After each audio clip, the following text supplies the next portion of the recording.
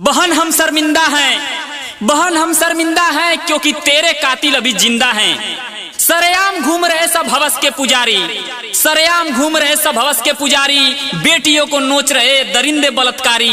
आखिर कब तक चलता रहेगा इस देश में ऐसा, आखिर कब तक चलता रहेगा इस देश में ऐसा। बेआबरू होती रहेंगी बेटियां हमारी, बेआबरू होती रहेंगी बेटियां हमारी। बहन हम शर्मिंदा हैं क्योंकि तेरे कातिल अभी जिंदा हैं। क्या बेटियों को पढ़ने का अधिकार नहीं? क्या बेटियों को घूमने का अधिकार नहीं? क्या बेटियों को खुल के जीने का अधिकार नहीं? क्या बेटियों को आजादी का अधिकार नहीं? क्या यही है तुम्हारी सभ्यता? क्या यही है तुम्हारी संस्कृति? क्या इसलिए दिया था बेटी बचाओ बेटी पढ़ाओ का नारा? अरे बोलो बोलो, क्या इसीलिए दिया था बेटी बचाओ बेटी पढ़ाओ का नारा? सत्ता की रोटियां सेकने के लिए कुछ भी बोलते जाते हो, बड़े बड़े वादे लेकर सिर्फ चुनाव में नजर आते हो। वोट के लिए दलित के घर का जूठा खाना खाते हो, पर उसी दलित के न्याय के लिए तुम आवाज नहीं उठाते हो, पर उसी दलित के न्याय के लिए तुम आवाज नहीं उठाते हो। अरे भारतीय संविधान नारियों के साथ कोई भेदभाव नहीं किया, भारतीय संविधान नारियों के साथ कोई भेदभाव नहीं किया। बाबा साहब ने इस विषमता मूलक समाज में महिलाओं को समता का अधिकार दिया, पर तुमने एक महिला के गर्भ से जन्म लेकर, पर तुमने एक महिला के गर्भ से जन्म लेकर भी उसकी इज्जत करना भूल गए। अरे कहाँ गई वो सांसद महिला विधायक जो हाथी और गाय के मरने पर बवाल मचा देती हैं? अरे कहाँ गई वो सांसद महिला विधायक जो हाथी और गाय के मरने पर बवाल मचा देती हैं? जब महिलाओं के सम्मान की बात आती है तो चुप्पी साध लेती हैं। अरे शर्म करो तुम सब, डूब मरो या इस्तीफा दो। अरे शर्म करो तुम सब, डूब मरो या इस्तीफा दो।